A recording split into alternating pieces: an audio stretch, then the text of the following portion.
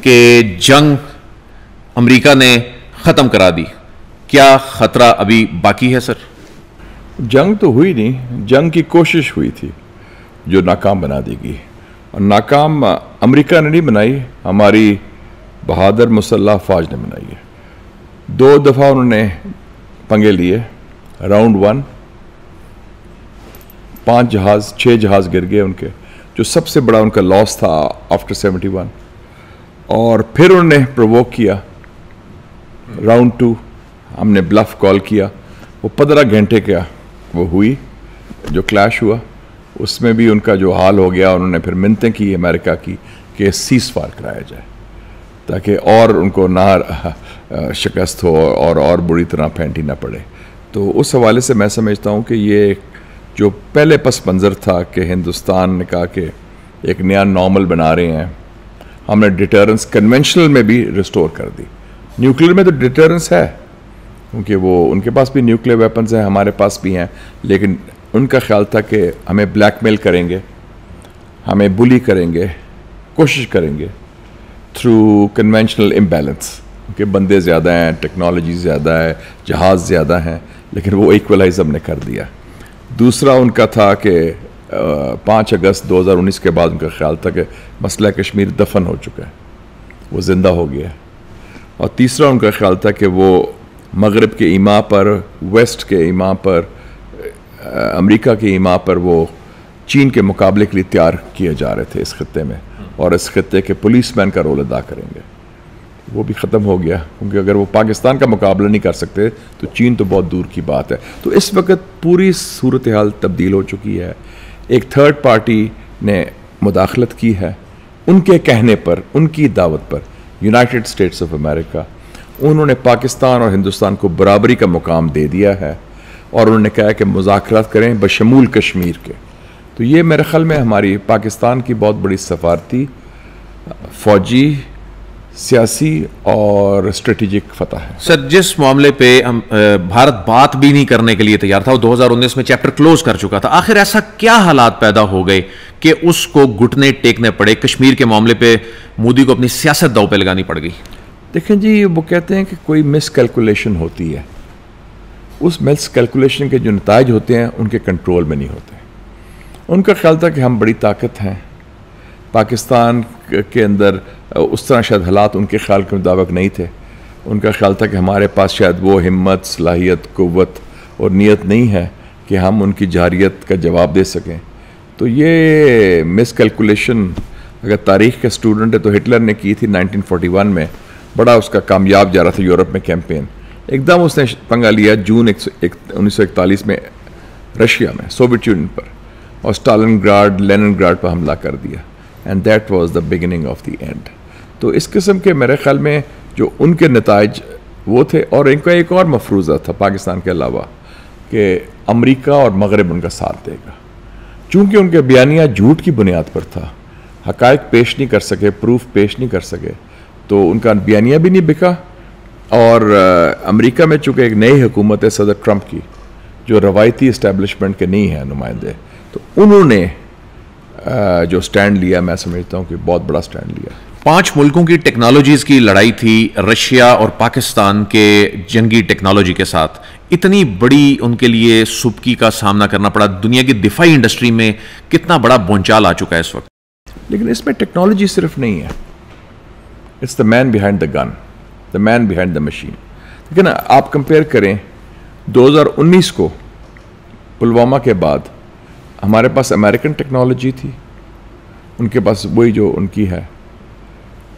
इस दफ़ा हमारे पास चाइनीज़ टेक्नोलॉजी थी। तो इसका मतलब है कि टेक्नोलॉजी तो उस वक्त अमेरिकन थी, अब चाइनीज़ थी, उनके पास वही टेक्नोलॉजी, उनके पास एडवांस ज़्यादा थी। राफेल भी थे इस दफ़ा। और मोदी ने कहा था 2 मार्च 2019 को कि काश मेरे पास राफेल होते तो ये हालात ना होते। तो मैं समझता हूँ कि उसमें हमारी जो एयरफोर्स है पाकिस्तानी, उसकी प्रोफेशनलिज्म, उसकी सलाहियत, पायलट्स की जो कैपेबिलिटीज़ हैं, उनको भी सलाम पेश करता हूँ। फिर ज़िमनी एक प्रॉक्सी जंग भी होगी। और आप देखें कि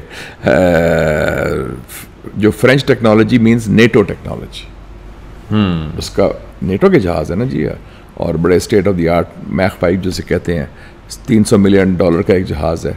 फिर रशियन टेक्नोलॉजी S-400 तो वो सारा हमने कर दिया। फिर हमारे अपनी indigenously developed conceived deployed technology है साइबर वॉरफेयर की। तो एक नया एलिमेंट जो है इलेक्ट्रॉनिक वॉरफेयर, साइबर सुप्रीमेसी हमने जो कायम की, वो हमारी अपनी एक एडवांस टेक्नोलॉजी की बुनियाद पर थी।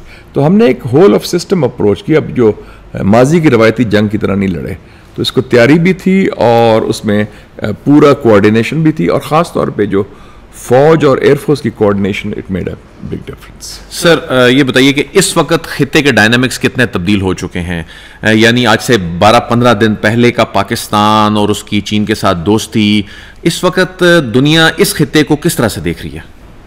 देखें जी, 2-3 चीज़ें बड़ी इंपॉर्टेंट हैं। 3 हवाले से बहुत बड़ी तब्दीली आ रही है। एक तो हिंदुस्तान का जो वकार था वो बहुत गिरा है।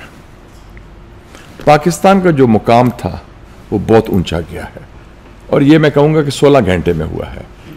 1 घंटा राउंड 1 और 15 घंटे राउंड 2। राउंड 2 कब था? 10 मई को 2 बजे सुबह शुरू किया और शाम को 5 बजे ख़त्म हुआ।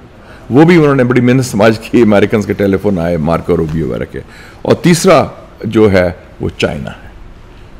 तो अगर विनर्स कह लें तो मैं समझाऊँगा पाकिस्तान में तो हमारे मुसल्लह फ़ौज की क़यादत, army chief general Asim Munir, और air force chief air chief marshal Zaheer Ahmed Babar, और इंटरनेशनली प्रेसिडेंट शी जिनपिंग और प्रेसिडेंट ट्रंप इसलिए कि उन्होंने सफारती सतह पर एक बहुत बड़ी कामयाबी हासिल की। वो, और मज़े की बात है, जब से वो आए हैं उन्होंने 2 बड़ी कामयाबियां क्लेम की हैं, दोनों पाकिस्तान की वजह से। पहली जो थी, उन्होंने जो 6 मार्च को अनाउंस किया वो दहशतगर्दी के हवाले से कि दहशतगर्द पकड़ा गया, वो भी हमने पकड़ाया था। और दूसरी कामयाबी जो अमन के हवाले से उन्होंने कहा कि मैंने सुलह कराई, जंग ख़त्म कराई, या न्यूक्लियर का जो ख़तरा था जंग का, वो भी हमारे वजह से हुआ। तो इसका मतलब पाकिस्तान की जो स्ट्रेटिजिक अहमियत है, और कुछ हमारे नादान दोस्त कहते थे कि पाकिस्तान अब उसकी अहमियत नहीं रही। मैं हमेशा इख्तलाफ करता था। वो कहा जी अब तो ट्रंप आ गया है, अफगानिस्तान इशू ख़त्म हो गया, पाकिस्तान डज नॉट मैटर। मैं कहता एब्सोल्युटली रॉन्ग। सबसे इम्पोर्टेंट खिता दुनिया का ये है जहाँ हम लोकेटेड हैं। China, India, Russia, Iran, Afghanistan, Gulf, Arabian Sea, Central Asia, और Pakistan is the centre stage, और we are the only nuclear power in the world जो मुसलमान है। तो उस हवाले से मैं समझता था कि ये, तो इस वक्त पाकिस्तान का जो वकार बड़ा है, मैं समझता हूँ कि ये न्यूक्लियर टेस्ट के बाद सबसे बड़ा ये डेवलपमेंट हुई है कौमी सलामती के हवाले से। सर ये बताइए कि अमेरिका ने तो 2 दफ़ा पहले भी किरदार अदा किया, आखिर अमेरिका के पास ऐसी कौन सी इंफॉर्मेशन आ गई थी? क्योंकि CNN ने इसको रिपोर्ट किया कि ऐसी इंटेल इंफॉर्मेशन थी जो उन्होंने फिर कहा कि भारत से शेयर की और भारत को मजबूर किया कि वो घुटने टेके। क्या आप समझते हैं कि पाकिस्तान की क़यादत जो है फैसला कर चुकी थी कि अब जो है आखिरी हद तक जाना पड़ेगा? नहीं, देखें जी, भारत ने घुटने कन्वेंशनल जंग में टेक लिए थे। जब उन्होंने राउंड 2 शुरू किया 7-8 मुकामात पर, हमने जवाब कहाँ दिया? 26 मुकामात पर, इंक्लूडिंग ड्रोन्स ओवर दिल्ली। तो वो उधर ऑलरेडी हमारी जो एयर सुप्रीमेसी, टेक्नोलॉजिकल सुप्रीमेसी, फिर हमारे जो मिसाइल सुप्रीमेसी और हमारी साइबर सुप्रीमेसी तो कायम थी। हमने उनका आपका सारा इलेक्ट्रिसिटी ब्रेकडाउन करवा दिया, उनके सिस्टम्स हैक कर दिए। वो तो दे वर ब्लाइंडेड और जैम कर दिए सारे उनके रेडार सिस्टम्स भी। तो वो ऑलरेडी ऑन द डिफेंसिव थे, इसलिए उन्होंने मैसेज भेजा। जो टर्निंग पॉइंट आया ना वो ये था कि जब कोई सुबह के टाइम में हमने अनाउंस किया कि नेशनल कमांड अथॉरिटी की मीटिंग कॉल होगी, उससे मेरे ख्याल में हलचल मच गई, दिल्ली में भी और दुनिया में भी। और आपको याद होगा कि जब पुलवामा के बाद बहरान आया था, इंडिया ने हमला किया था, उस वक्त एक किताब लिखी है अभी, never give an inch, Pompeo जो उनका वज़ीर ख़ारजा है अमेरिका का, उसने कहा है कि मुझे रात को सुषमा स्वराज का फ़ोन आया है जो वज़ीर ख़ारजा थी 2019 में। उन्होंने कहा कि पाकिस्तान न्यूक्लियर हमला करने वाला है, खुदा न खास्ता। हमारा सवाल ही पैदा नहीं, तो ना नीयत है ना ऐसे इरादा है, क्योंकि हम एक ज़िम्मेदार न्यूक्लियर रियासत हैं। लेकिन उनको खौफ जो था, तो वो आप देख लें कि इस दफ़ा भी उन्होंने एकदम फिर उन्होंने एक्ट किया। जब वही लोग जो कहते थे none of our business, it became their business number 1। Sir ये बताएं कि अब जंग बंदी होगी, उन्होंने कहा है कि आपने ब्रॉड सेट ऑफ इश्यूज पे बात करनी है, न्यूट्रल वेन्यू पे बैठना है। आपको वो न्यूट्रल वेन्यू क्या नजर आ रहा है, और ये अब कितनी क्रिटिकल फेज में हम जा चुके हैं? इसमें आपको याद होगा कि क्राइसिस के फौरन बाद एक अनाउंसमेंट आई कि DGISI को कौमी सलामती का मशीर बना दिया गया। मैंने उसी वक्त ट्वीट भी किया, मैंने इंटरव्यू भी दिया, मैंने वेलकम किया। मैंने कहा इसका मतलब है कि मुज़ाकरात के दरवाजे खुल गए हैं, कि कौमी सलामती मशीर का मतलब है कि ये तैयारी हो रही है आइंदा के मुज़ाकरात की। और मुज़ाकरात की क्या बुनियाद होती है, वो इंस्टीट्यूशनल होते हैं। सारे इंटेलिजेंस एजेंसी नहीं मुज़ाकरात कर सकते, वो तो इत्तलात फराहम करते हैं। तो उस हवाले से एक तैयारी तो हमारी थी कि नेक्स्ट राउंड में डिप्लोमेसी आएगी। और अब जो न्यूट्रल वेन्यू है, यूनाइटेड अरब एमिरेट्स ने ऑफ़र भी किया है अबू धाबी को। मेरे ख्याल में सबसे अच्छे ताल्लुकात हैं अमेरिका से भी, पाकिस्तान से भी, हिंदुस्तान से। We are ready for that. और ऑल सेट्स ऑफ इश्यूज़ का मतलब है कि हर इश्यूज़ पर डिस्कशन होगी। बल्कि मैं सुन रहा था प्रेसिडेंट ट्रंप की स्पीच रियाद में, सऊदी अरेबिया में, बड़ी मुस्बत स्पीच की है। एक तो उन्होंने दोनों को एट पार रखा है, बराबरी का मुकाम दिया, और उन दोनों को कहा है कि हमारे दोस्त हैं, और दोनों के हवाले से कहा है कि हम चाहते हैं कि मुज़ाकरात करें, उसमें हर इश्यूज़ की बात हो। तो ये बड़ी अच्छी बात है कि मोदी के लिए तो बहुत तकलीफदेह है ना कि एक तरफ मसला कश्मीर इंटरनेशनलाइज हुआ, फिर ये वो कहते थे हम तीसरी किसी फ्री को मुदाखलत नहीं करने देंगे। तो वो अमेरिका बादर मुदाखलत तो नहीं कर रहा, वो एक मीडिएशन कर रहा है, जो मैं समझता मुस्बत बात है।